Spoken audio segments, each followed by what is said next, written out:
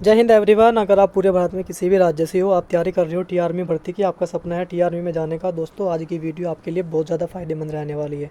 सबसे पहले तो भाई जितने भी टीए की चिट्ठी है रेस कर रही है, टीए की भर्ती की तैयारी कर रही है, उन सभी को मेरी तरफ से कॉन्ग्रेचुलेसन, बहुत सारा प्यार भाई। भाई मैं चाहता हूँ आपका इस बार सपना पूरा हो और आपको भी यूनिफॉर्म मिले, आपके माँ बाप का भी सपना पूरा हो। तो दोस्तों आज की वीडियो हम आगे बढ़ेंगे और जो सबसे ज़्यादा बंदों को प्रॉब्लम और सबसे ज़्यादा जो बंदे निकल रहे हैं, सबसे ज़्यादा जो भाई निकल रहे हैं वो किस चीज़ में सबसे ज़्यादा आउट हो रहे हैं, उसके बारे में आज हम बात करने वाले हैं। आज की अपडेट आपकी पिथौरागढ़ की रहने वाली है, क्योंकि पिथौरागढ़ की इससे पहले मैं एक वीडियो बना चुका हूँ, फर्स्ट पार्ट, ये सेकंड पार्ट उस वीडियो का रहने वाला है। क्योंकि एक तो मेडिकल की जानकारी बाकी रह चुकी है और एक जो है सबसे ज़्यादा बंदे जो है किस में निकल रहे हैं वो हम बात करने वाली है। तो आज भर्ती का आपका 4 दिन कंप्लीट हो जाएगा आज भर्ती के। तो आज की जानकारी आपके लिए बहुत ज़्यादा इंपॉर्टेंट रहने वाली है, क्योंकि हर डे की आपको जानकारी यहीं पे मिलेगी।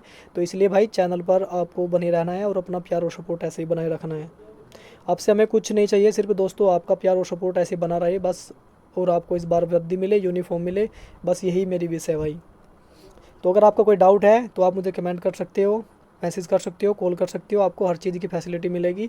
बायो में व्हाट्सअप ग्रुप का लिंक भी है, वहाँ चाहो सीधा वहाँ पे कॉल करो, मैसेज करो, इंस्टा पर करो, कहीं पे भी आप कर सकते हो, आपको पूरी जानकारी मिलेगी, सीधी एकदम बिल्कुल जानकारी मिलेगी, आपको एक्यूरेट मिलेगी। जब आप भर्ती देखने जाओगे तो मुझे आप बता देना कि जो मैंने आपको जानकारी दी थी क्या 100% वो जानकारी बिल्कुल सही थी या नहीं थी। और एक आपके लिए हम खुशखबरी कर रहे हैं, जल्दी ही आपको हम लाइव नज़ारा दिखाने वाले हैं पिथौरागढ़ में जाके।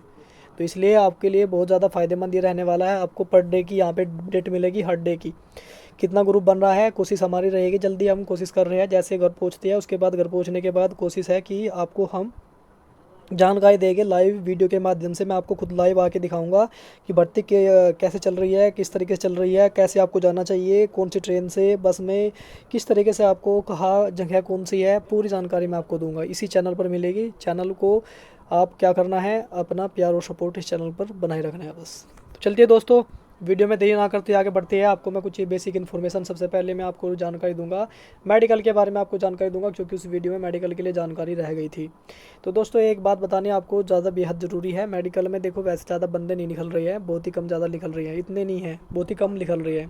और जो निकल रही है वो उनको आइज़ का पॉइंट सबसे ज़्यादा देखने को मिला है, आइज़ में सबसे ज़्यादा निकल रही है। दूसरा पॉइंट जो है वो ईयर का पॉइंट ज़्यादा मिल रहा है, इन दोनों में ज़्यादा बंदे निकल रहे हैं। तो इस चीज़ का आप ध्यान रखो अपना। मैं आपको बताता हूँ कि भाई अगर जिनकी कलर विजन की प्रॉब्लम है तो अपने लिए भाई आप बुक आती है कलर विजन के लिए, आप उस बुक से अपनी प्रैक्टिस अच्छी कर लो, उसमें से आपको फंस जाएंगे सारे सारे मार्क्स, सारे अंक जो है आपको उसमें से देखने को मिल जाएंगे। और अपने कान के लिए मैंने बोला कि कान आपको अच्छे से साफ करा के आना है, ताकि आपको बाद में परेशानी का सामना ना करना पड़े। तो मेडिकल बाकी आपका जैसे चेक होता है, आपके हाथ चेक हो गए, हाथ पैर आपके बिल्कुल नॉर्मल होने चाहिए, कोई कटिंग वगैरह नहीं होनी चाहिए, टैटू वगैरह धार्मिक है तो चल जाएगा, आपकी बाजू पे कोई दिक्कत नहीं है, चेस्ट वगैरह पे है तो वहाँ पे आपको पॉइंट मिल जाएगा, आउट हो जाओगे। उसके बाद कोई ऐसी वगैरह चीज़ें नहीं है, कोई सर्जरी वगैरह नहीं होनी चाहिए आपको, इन चीज़ों का आपको ध्यान रखना है। और बात करें नोकनी फ्लैट फूड की, आपकी समस्या नहीं होना चाहिए, इनके लिए आप सुधार करो अपनी, अगर आपके पास टाइम है एक्सरसाइज के द्वारा इन्हें ठीक करो। तो ये आपके बेसिक जो है मेडिकल हो रहा है, बाकी आपका ज़्यादा मेडिकल हार्ड नहीं है। तो चलिए दोस्तों, ये हमारा पहला पॉइंट था जिसके बारे में मुझे आपको बताना था कि मेडिकल के बारे में आपको नॉलेज देनी थी, जो चल रहा है फ़िलहाल वहाँ पे जो आउट हो रहे हैं। नेक्स्ट सबसे बड़ा डाउट, सबसे बड़ा जो हमारा आज का क्वेश्चन भी है और जो सबसे बड़ा, जिस पे सबसे ज़्यादा बंदे निकल रही हैं, क्यों ऐसा कर रही है कि भाई बंदे सबसे ज़्यादा चेस्ट में सबसे ज़्यादा बाहर हो रही है, सबसे ज़्यादा बंदे चेस्ट में बाहर हो रही है। ग्रुप में से मान लो एक दिन का ग्रुप 100 बंदों ने क्वालिफाई किया है, तो 100 बंदों ने मान लो रनिंग क्वालिफाई हुई है, तो 100 में से 70 बंदे चेस्ट में निकल गए, 30 ही बंदे ओनली क्वालिफाई हुए आगे के लिए, उसमें से कुछ डॉक्यूमेंट में छट गए, कुछ आगे के लिए छट गए, कुछ मेडिकल में निकल जाएंगे। तो इस तरीके से 100 में से कुल 8 ही बंदे क्वालिफाई हो रहे हैं भाई।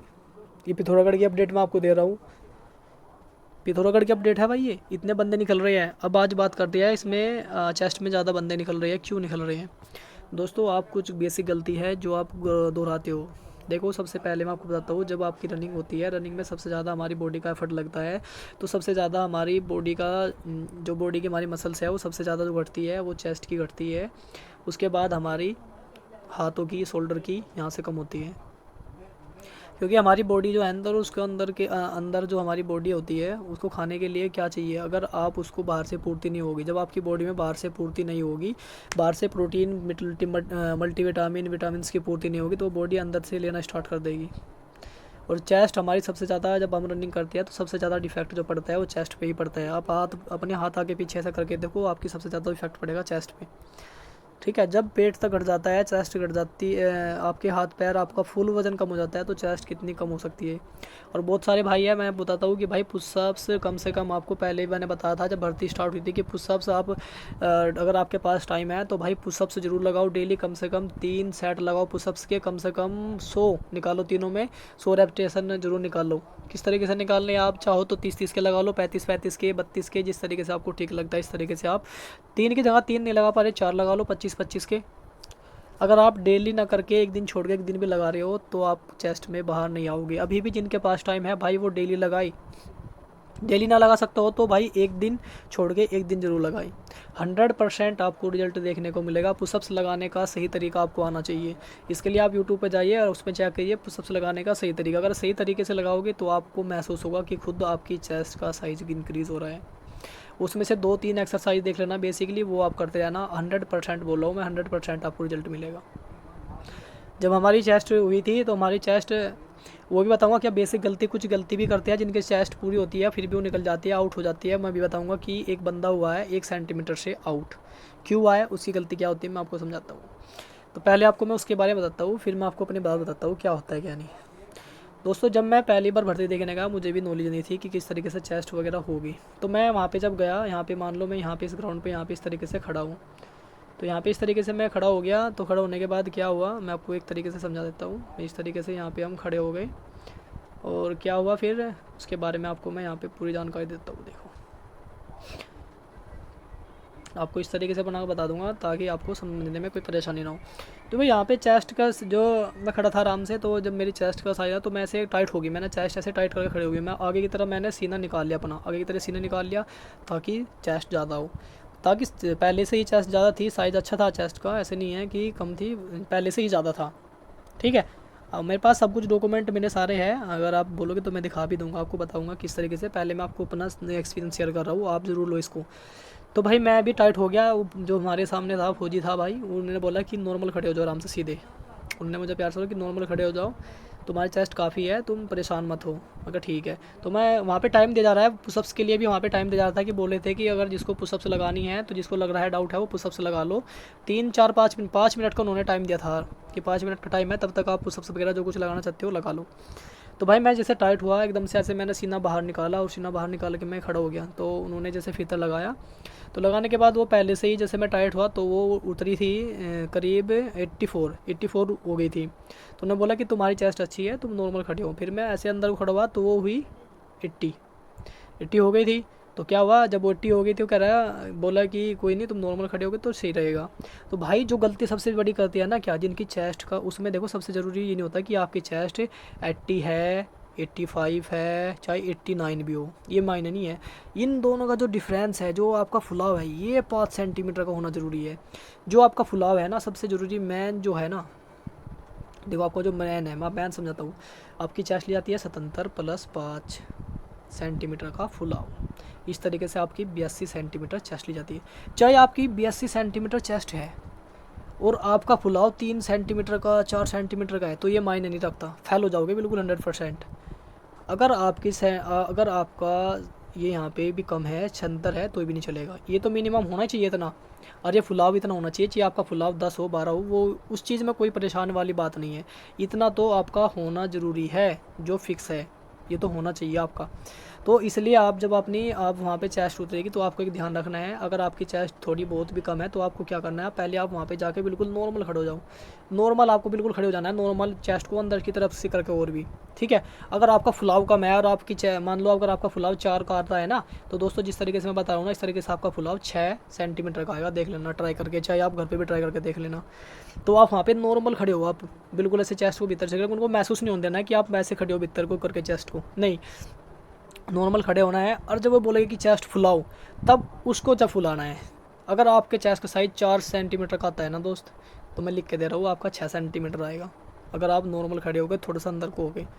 पर वो उनके लिए यहाँ पे टिप्स रहेगी जिनकी चेस्ट का साइज़ 77+ है, ठीक है। स्वतंत्र वालों के लिए भी है ये, कभी सोचो कि स्वतंत्र वालों के लिए नहीं है, स्वतंत्र वालों के लिए भी है। जिसकी स्वतंत्र प्लस 4 उतरती है ना सेंटीमीटर, वो भी इस टिप्स को आजमा के जरूर देखना।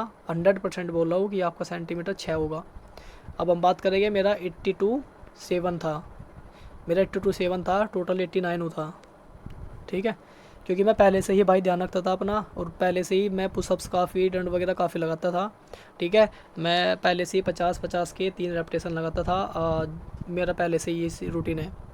वैसे मैं चाहूँ तो ज़्यादा भी लगा सकता हूँ, पर मैंने अपना ही रूटीन बना रखा है, 50-50 के 3 रेपिटेशन लगाने हैं। 150 मुझे डेली लगानी होती है, मैं लगाता हूँ। कभी कभी छोड़ देता हूँ, पर कभी कभी ऐसा नहीं होता कि मैं डेली डेली भी लगा देता हूँ। तो मैंने इसलिए बोला था कि आप भाई पुशअप्स डेली लगा करो। पुशअप्स में ज़्यादा आपको इतना एफर्ट नहीं लगता, नॉर्मल सी तरीके से लगा लो, ज़्यादा नहीं, थोड़े लगाओ, ठीक है। तो चेस्ट में ज़्यादा बंदे बार हो रही है भाई, इस चीज़ का आपको ध्यान रखना है। बाकी आपकी टाइमिंग अच्छी मिल रही है, ज़्यादा नहीं बोलता कि 5:20 तक आपको टाइम मिल रही है। बेंच आपको यहाँ पे जो है 50 का देखने को मिलेगा। यूपी वालों के लिए यहाँ पे उम्मीद 100 की लगाई जा रही है। डॉक्यूमेंट आपके आधार कार्ड से एंट्री हो रही है, बाकी डॉक्यूमेंट आपके रनिंग होने के बाद सारे लगने वाली है, जिसमें आपके पास यहाँ पे आधार कार्ड होना चाहिए, पैन कार्ड होना चाहिए, मूल निवास होना चाहिए, कास्ट सर्टिफिकेट होना चाहिए, रिलेशन है तो ले होना चाहिए, एनसीसी है तो होना चाहिए, स्पोर्ट है तो वो भी होना चाहिए।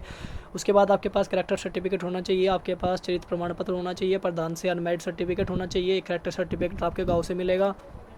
उसके बाद आपके पास एफिडेविट होना चाहिए 10 रुपये का। और सबसे बड़ी एक बात हम बात करते हैं, अगर आपके पास जन्म प्रमाण पत्र नहीं है तो कोई परेशानी नहीं है, पुलिस वेरिफिकेशन नहीं है तो भी परेशान नहीं होना है।